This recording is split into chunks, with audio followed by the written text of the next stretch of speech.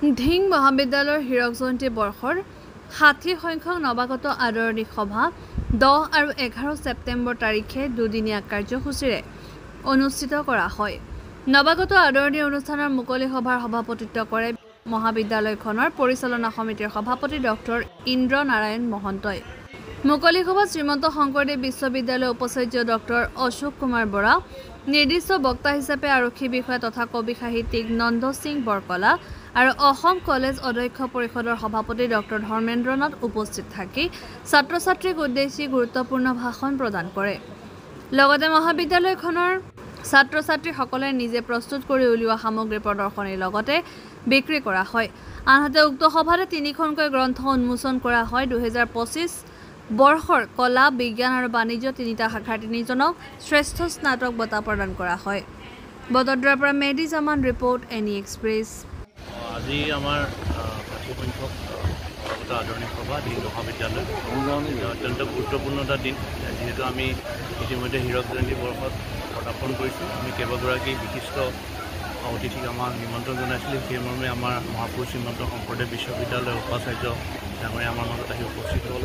বিশিষ্ট বক্তা আৰক্ষী বিষয়া নন্দ সিং বৰকলা, অসম কলেজ অধ্যক্ষ পৰিষদৰ সভাপতি ধৰ্মেন্দ্ৰ নাথ ডাঙৰীয়া, প্ৰমুখ কৰি আমাৰ এই পৰিচালনা কৰিলে সভাখন ইন্দ্ৰ নাৰায়ণ মহন্ত ডাঙৰীয়া, আমাৰ পৰিচালনা সমিতিৰ সভাপতি। গতিকে সকলোৱে আমি সমিলমিলৰ মাজেৰে আজি সভাখন উদযাপন কৰিলোঁ আৰু আশা কৰিছোঁ যে আজি যিসকল আমাৰ নৱপ্ৰজন্মৰ যিসকল যুৱক যুৱতী ছাত্ৰ ছাত্ৰীয়ে আমাৰ এই অনুষ্ঠানত অংশগ্ৰহণ কৰিলে, যিসকল নৱাগত ছাত্ৰ ছাত্ৰী তেখেতসকল নিশ্চিতভাৱে উপকৃত হৈছে। আসনবিলাকৰ পৰা বিভিন্ন ধৰণৰ তেখেতসকলে কথা বতৰা আজি শুনিলে। আমাৰ দুদিনীয়াকৈ আমি পাতিছোঁ। আমি কৈছোঁ যে আমি এটা নৱাগত আদৰণি সভা নহয়, এইখন এটা নৱাগত আদৰণি আমি মহোৎসৱ হিচাপে উদযাপন কৰিবলৈ আগবাঢ়িছোঁ। আমাৰ ভুল ত্ৰুটি থাকিব পাৰে, আমি এইখিনি মাৰ্জনা বিচাৰিছোঁ। লগতে আমি এখন প্ৰদৰ্শনীৰ আয়োজন কৰিছোঁ, য'ত আমাৰ ছাত্ৰ ছাত্ৰীসকলে নিজে প্ৰস্তুত কৰা কিছু সামগ্ৰী আমি ইয়াতে বিক্ৰী কৰা আৰু লগতে প্ৰদৰ্শন কৰাৰ ব্যৱস্থা কৰিছোঁ। অহাকালিলৈ আমাৰ সাংস্কৃতিক অনুষ্ঠান আছে, য'ত আমাৰ অতিথি শিল্পী যোগদান কৰিব। অসমৰ বিশিষ্ট গায়িকা মণিষা হাজৰিকা, বিশিষ্ট সাংবাদিক প্ৰণয় বৰদলৈ কাইলৈ উপস্থিত হ'ব।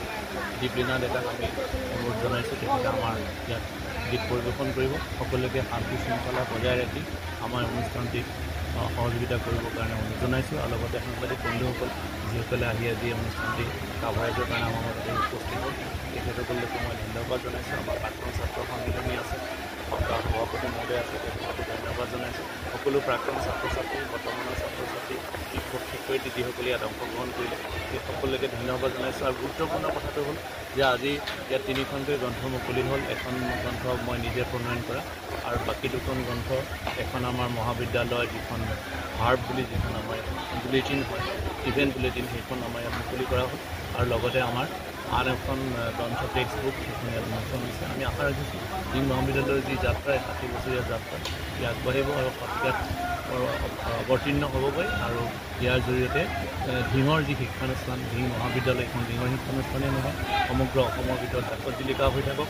আৰু এটা আমি আশা কৰিছোঁ যে এই বছৰৰ পিছতেই আমি ইয়াত যিটো অট'নমাছৰ যিটো আমাৰ কাৰ্যক্ৰম আছে, সেই অট'নমাছৰ কাৰ্যক্ৰমৰ কাৰণে আমি আগবাঢ়িম।